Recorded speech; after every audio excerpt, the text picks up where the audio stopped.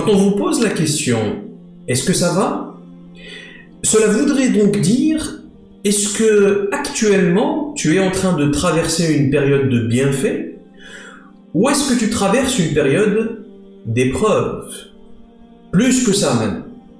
Si on veut vraiment être précis, on peut dire que quand on vous demande « Est-ce que ça va ?», en d'autres termes, on vous demande « Est-ce que tu es en train de traverser une période de bienfait ou est-ce qu'à l'inverse, tu traverses une période d'épreuve ? Et si c'est le cas, est-ce que tu arrives à gérer l'impact psychologique et émotionnel de cette épreuve ? Autrement dit, est-ce que dans ton intériorité, tu arrives à gérer cette tempête extérieure que tu traverses actuellement ? Parce que je vais vous dire une chose, ça va peut-être choquer certains d'entre vous, mais l'épreuve en soi n'est jamais le problème. L'épreuve n'est pas le problème. On sait que cette vie n'est au final qu'une succession d'épreuves. Autrement dit, les épreuves ne s'arrêteront jamais, jusqu'à la tombe, Inch'Allah. Le vrai sujet, c'est notre perception de l'épreuve. C'est ce que nous avons fait de notre intériorité durant cette épreuve. Et le vrai sujet, c'est quel impact a laissé cette épreuve sur notre intériorité, sur notre âme, an-nafs. Est-ce que vous en êtes sorti grandi ? Ou est-ce qu'au contraire, vous avez laissé la tempête semer le désordre dans votre intériorité ? Est-ce que cette épreuve a été pour vous un moyen de mûrir et de comprendre que vous devez apprendre à rester zen lors des épreuves ? Ou est-ce qu'au contraire, vous avez été tellement dans l'émotion que vous n'avez tiré aucune leçon de cette épreuve ? Et c'est le grand sujet. Où est-ce que ça se passe ? Où est-ce que tout cela se joue finalement ? Eh bien, contrairement à ce qu'on peut croire, cela ne se joue que dans notre intériorité. Et dans la tradition spirituelle islamique, ce phénomène s'explique en un concept qu'on appelle al-waswas. Quelle est la réalité d'al-waswas ? Waswas, qui veut littéralement dire en arabe « murmure », waswas. On sait d'après les textes sacrés qu'il se joue en permanence à l'intérieur de nous un jeu subtil de murmures. On sait que les sources de ces waswas proviendraient d'un monde invisible, supraphysique. Mais concrètement, comment est-ce que ce monde invisible arrive à nous manipuler de l'intérieur ? Quel pouvoir ont réellement sur nous ces créatures, ces consciences, ces entités ? Et pour comprendre le concept du waswas, je vais vous emmener avec moi aujourd'hui dans le voyage retour vers une époque qu'on appellera Awwaluz Zaman, c'est-à-dire le début du temps, la genèse de la création. Lorsqu'Allah subhanahu wa ta'ala a créé la création tout entière de sa parole kun, kun fayakun, soit, et la création fut, il créa sab'a samawat, 7 univers dimensionnels différents, les uns parallèles aux autres dans leur espace-temps.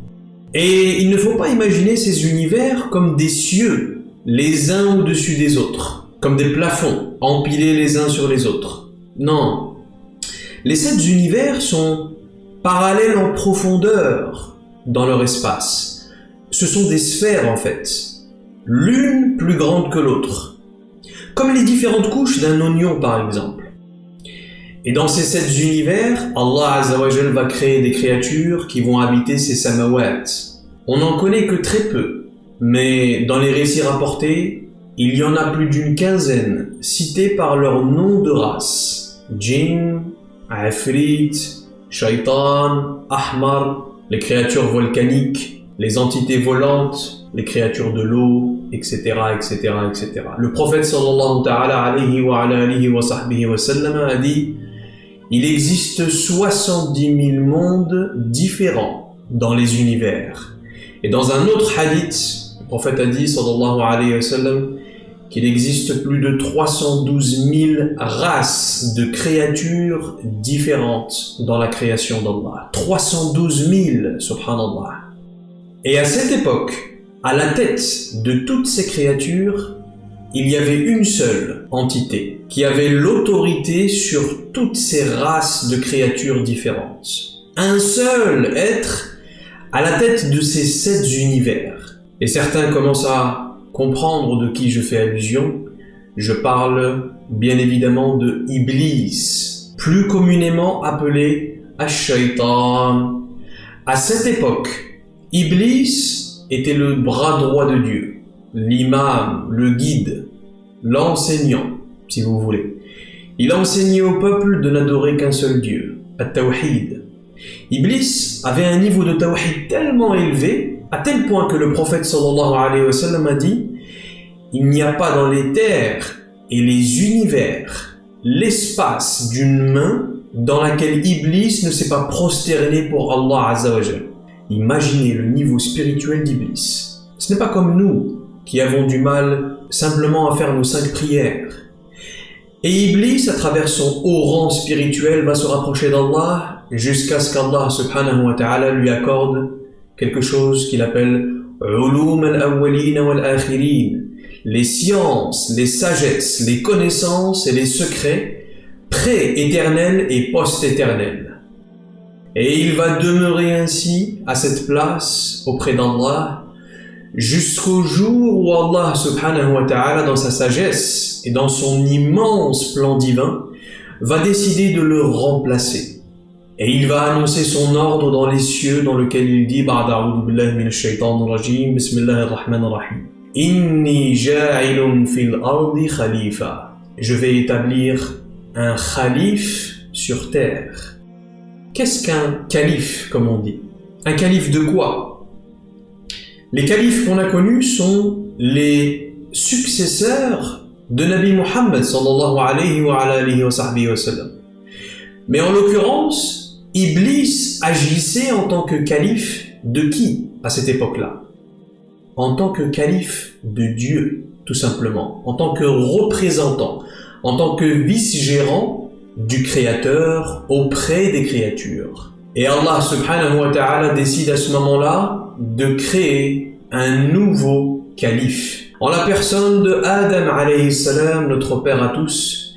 Et Allah va ordonner aux malaïka de se prosterner devant Adam, comme vous le savez, lorsqu'il dira وَإِذْ قُلْنَا لِلْمَلَائِكَةِ اسْجُدُوا لِآدَمَ فَسَجَدُوا إِلَّا إِبْلِيسَ كَانَ مِنَ الْجِنِّ. Et lorsque nous invitâmes les anges, non, pas seulement les anges, mais les habitants du monde angélique, les habitants du Malakout, à venir se prosterner devant Adam, ils se prosternèrent tous, sauf Iblis qui était des djinns. Et il désobéit ainsi à l'ordre de son Seigneur. Petite parenthèse, vous l'avez compris, le mot malaïka ici dans ce verset ne signifie pas seulement les anges, comme il est très souvent mal traduit. C'est une erreur. Le mot malaïka signifie l'ensemble de la création angélique. La preuve, c'est qu'Allah inclut dans le même verset Iblis dans ce mot malaïka, puisqu'il dit tous se prosternèrent sauf Iblis, qui était des djinns, kana min al-jinn. Donc, si la traduction du mot malaïka ici, c'était ange au pluriel, qu'est-ce qu'un djinn fait parmi les anges? On en déduit donc que la signification du mot malaïka ici est bien plus vaste, et elle s'étend à l'ensemble des créatures du Malakout, le monde angélique, c'est-à-dire l'univers tout entier. Et à partir de là, s'ensuivra cette fameuse rébellion d'Iblis devant son Seigneur. Allah subhanahu wa ta'ala va interroger Iblis. Oh Iblis, ya Iblis, ma laka alla takuna ma'a sajidin. Pourquoi n'es-tu pas parmi les prosternés? Et là, écoutez attentivement la réponse d'Iblis. Iblis, dans son orgueil, va répondre à Allah: comment pourrais-je me prosterner devant lui alors que tu le créas d'une argile crissante extraite d'une boue malléable, et que tu me créas, moi, de feu. Autrement dit, Iblis est en train de dire à Allah, comment pourrais-je me prosterner devant lui, moi, le feu, alors que lui est fait d'eau. Une boue malléable, vous savez très bien que c'est de la terre et de l'eau. Iblis, ici, exprime la supériorité de son feu face à l'eau d'Adam alayhi salam. Donc retenez bien que nous sommes des êtres d'eau. Et ce feu dont a été créé Iblis, entre parenthèses, ce n'est bien entendu pas le feu qu'on a ici sur terre. Il s'agit d'un élément céleste, dans son état originel. وَخَلَقْنَا الْجَنَّ مِنْ مَارِجٍ مِنْ نَارٍ, dit Allah dans Surat Ar-Rahman. C'est un feu sans fumée. Le feu est une énergie qui émane perpétuellement de sa source. L'énergie du feu jaillit constamment vers l'extérieur. À l'inverse, l'argile d'Adam. L'argile est en soi un matériau qui absorbe l'énergie. Nous sommes en fait ce matériau qui en permanence est exposé aux énergies extérieures. Nous sommes des éponges, ça vous le savez. L'énergie entre en nous et sort. Elle entre et se libère de nous. D'ailleurs, lorsque Allah subhanahu wa ta'ala a créé Adam alayhi salam, le prophète sallallahu ta'ala alayhi wa alihi wa sahbihi wa sallam nous a dit qu'Allah va laisser la carcasse d'Adam sans vie étalée sur le sol du paradis pendant 40 années. Iblis, à ce moment-là, pris de curiosité devant cette nouvelle créature d'Allah, eh bien, il va prendre l'habitude d'entrer à l'intérieur du corps d'Adam et de se déplacer dans sa carcasse. Et il va se rendre compte petit à petit que l'argile est une matière perméable à l'opposé de l'énergie dont lui est constitué. Et c'est ce qui va constituer justement cet orgueil d'Iblis par rapport à Adam alayhi salam. Et Allah subhanahu wa ta'ala va répondre à cette rébellion d'Iblis en lui disant وَإِنَّ عَلَيْكَ اللَّعْنَةَ إِلَى يَوْمِ الدِّينِ وَإِنَّ عَلَيْكَ اللَّعْنَةَ إِلَى يَوْمِ الدِّينِ, que la malédiction s'abatte sur toi jusqu'au jour de la rétribution, ô Iblis. Allah subhanahu wa ta'ala va maudire Iblis devant toutes les créatures ce jour-là. Et sachez que c'est à ce moment-là qu'Iblis va prendre le nom de Ash-Shaytan, Satan. C'est cette malédiction d'Allah qui va s'abattre sur lui, qui va lui donner ce surnom de Shaytan. Et cette malédiction d'Allah va lui donner cette forme effrayante qu'il va garder maintenant pour l'éternité. La malédiction tellement lourde d'Allah va complètement changer la forme d'Iblis pour toujours. Ce qu'il faut bien comprendre, c'est que Shaytan est un surnom donné à Iblis ce jour-là. Qu'est-ce que Shaytan à la base? Shaytan, ce n'est pas Iblis qui lui provient d'une race qu'on appelle Al-Abalisa. Shaytan est une autre race de créatures d'Allah subhanahu wa ta'ala. C'est une petite créature, extrêmement petite. Ils sont rougeâtres et ils ont la forme de petites boules avec énormément de poils sur leur corps. Allah subhanahu wa ta'ala a créé les shayatines avec à la base une fonction particulière. Ils ont un rôle à jouer auprès des créatures de la création. Et c'est celui de filtrer le sang. Ils vivent dans le sang des créatures. Dans votre corps, vous avez une infinité de ces créatures quantiques, microscopiques, les enzymes, les protéines, etc., qui jouent un rôle dans la fonctionnalité de vos organes et de votre organisme tout entier. Dans le monde de l'invisible, ces créatures-là avaient été créées pour le rôle et pour la fonction de filtrer le sang des créatures. Au bout d'un moment, ce qu'il s'est passé, c'est que un jour, un grand nombre de shayatines vont monter une rébellion contre Allah. Ils vont se rebeller contre Allah Azza wa Jal et ils vont dire pourquoi est-ce qu'on a été créé pour ça seulement, nous les shayatines, est-ce qu'on n'a pas le droit de vivre une autre vie, de nous émanciper, de nous libérer, etc. Tous les arguments de la révolte, de l'ego, de la rébellion de ce nafs. Mais pas tous les shayatines se sont rebellés à ce moment-là. Beaucoup d'entre eux sont restés obéissants à la servitude d'Allah, mais certains d'entre eux aussi ont formé cette rébellion historique à tel point que c'est devenu à cette époque un symbole de la rébellion contre le Créateur Allah. Et c'est pour cela qu'Allah Azza wa Jal nous dit dans le Coran qu'il y a des shayatin al-jinn et il y a aussi des shayatin al-ins. Des shayatin al-jinn, c'est-à-dire des shaitans chez les créatures de l'invisible, et des shayatin al-ins, des shaitans chez les humains. Iblis, en l'occurrence, ash-shaytan, il n'est pas shaytan par définition, mais il va devenir ce jour-là le plus grand shaytan de par sa grande rébellion contre Allah subhanahu wa ta'ala. Iblis, ce jour-là, a vraiment commis l'irréparable. Maintenant, la tournure que va prendre cette scène à partir de là est très intéressante. Subhanallah. Écoutez attentivement. Iblis, je vous le rappelle, a été, avant sa rébellion, une créature extrêmement proche d'Allah. Il connaît Allah mieux que nous tous. Il ne faut pas croire que Iblis a été le grand méchant depuis sa création. Iblis connaît Allah mieux que nous tous dans sa ma'rifa. Il sait pertinemment, par exemple, que Allah est, par définition, la miséricorde. Iblis sait pertinemment que la miséricorde d'Allah surpasse absolument toute chose, même la grandeur de sa rébellion ce jour-là. Il sait que même dans cette situation de rébellion dans laquelle il s'oppose frontalement à Allah et lui répond en pleine face, comme on dit, il sait que s'il implore sincèrement la miséricorde divine, Allah l'exaucera. Ud'ouni yastajib lakum, dit Allah. Implorez-moi et je vous donnerai.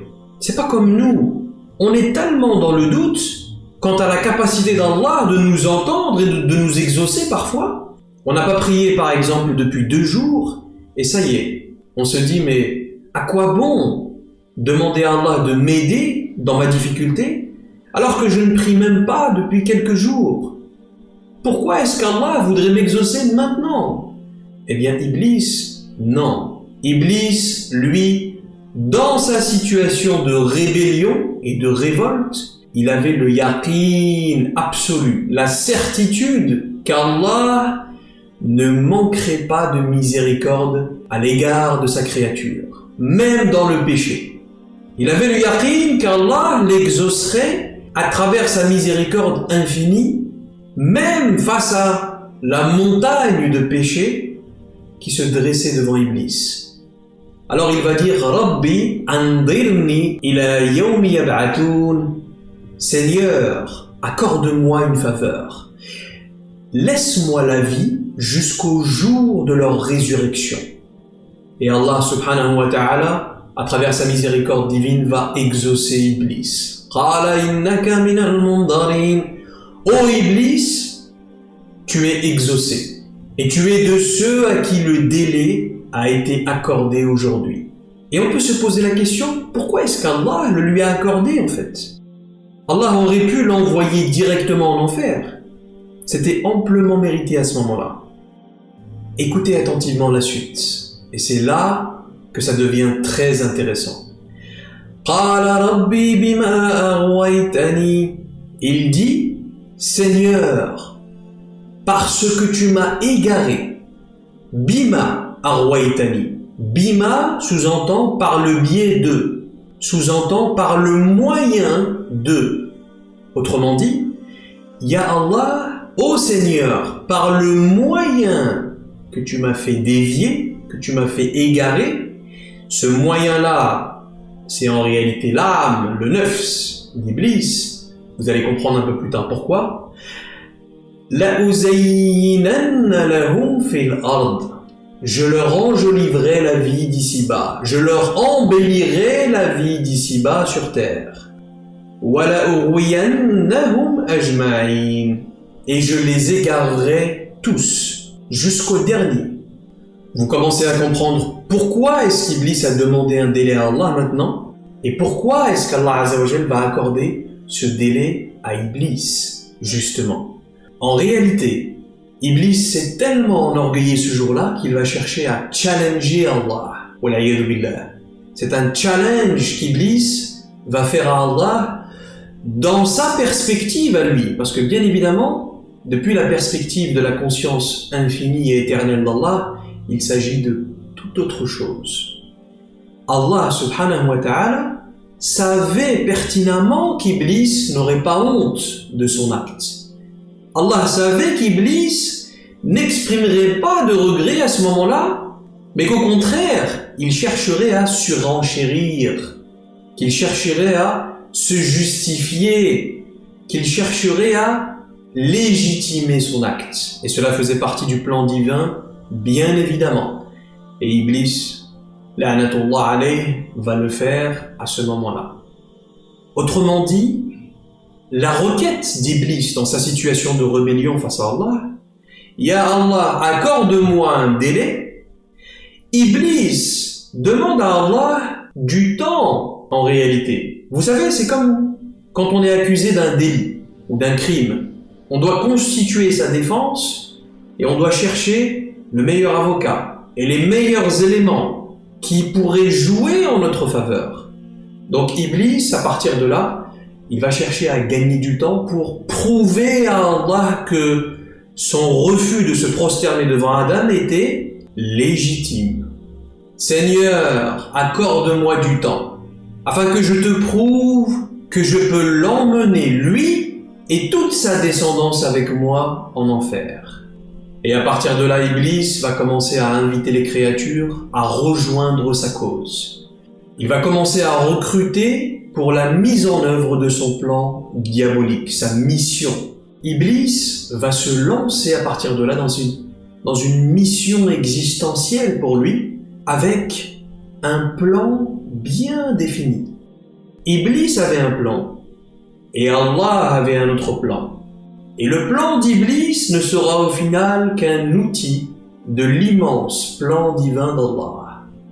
Vous commencez maintenant à comprendre pourquoi est-ce qu'Allah subhanahu wa ta'ala lui a accordé la vie justement jusqu'à al-waqt al-ma'loum, jusqu'au jour de l'instant connu. Qu'est-ce que cet instant connu? Pourquoi est-ce qu'Allah a employé les termes al-waqt al-ma'loum, le jour de l'instant connu? Pourquoi est-ce qu'il n'a pas dit une nouvelle fois Yawmuddin ou Yawmul Ba'th, le jour de la rétribution ou le jour de la résurrection? Non, Allah a employé une tournure al-waqt al-ma'loum, le temps bien connu. On reviendra dessus un peu plus tard, Inch'Allah. En somme, si on prétend ensemble aujourd'hui vouloir prendre en main notre intériorité, il nous faut d'abord comprendre la nature de cette source qui nous a déclaré la guerre. Nous devons prendre conscience aujourd'hui que Iblis, notre ennemi dans cette bataille intérieure, lui ne capitulera jamais. Iblis ne s'arrêtera jamais. C'est une guerre dans laquelle l'ennemi ne peut pas accepter la défaite par définition. C'est impossible pour Iblis d'accepter la défaite après qu'il ait juré par Allah de nous égarer. قَالَ فَبِعِزَّتِكَ لَأُغْوِيَنَّهُمْ أَجْمَعِينَ. Par ta majestuosité, par ta grandeur, par ta puissance, فَبِعِزَّتِكَ, je les égarerai tous jusqu'au dernier. C'est la raison pour laquelle cette guerre sera une longue guerre de destruction perpétuelle entre le bien et le mal. Et il ne fait aucun doute que le mal périra à la fin. Il est impossible que le mal finisse par l'emporter sur le bien. Nous devons avoir le yaqin, la certitude absolue qu'il est impossible que le mal finisse par l'emporter sur le bien. Mais d'un autre côté, Iblis reconnaît la puissance de la guidance divine et de son intervention auprès de ses créatures. Par ta majestuosité, je les égarerai tous jusqu'au dernier.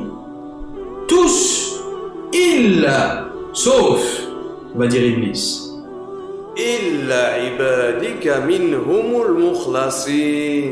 Ah, très intéressant. Sauf ceux d'entre tes serviteurs qui sont ce que Allah décrit comme Al-Mukhlasoun. Qui sont cette catégorie de serviteurs, Al-Mukhlasoun? D'après le constat d'Iblis lui-même, il n'a absolument aucun pouvoir sur ces serviteurs-là. Et est-ce que nous-mêmes, nous pouvons être parmi les Mukhlasoun? Est-ce que ça voudrait dire que Iblis n'aurait plus aucun pouvoir sur nous à partir de là? Et s'il n'a aucun pouvoir sur cela, quel pouvoir a Iblis sur les autres serviteurs d'Allah exactement? Dans quelle mesure exacte s'applique ce pouvoir d'Iblis sur nous? Et de cette façon, si on aspire à se libérer de l'emprise du shaitan, il nous faut apprendre à planifier notre stratégie à l'avance pour cette guerre. Et cela implique la connaissance et la compréhension de la stratégie de l'ennemi. Bismillahirrahmanirrahim. Wal 'asri innal insana lafi khusr illa alladhina amanu wa 'amilus salihat wa tawasaw bil haqq wa tawasaw bis sabr.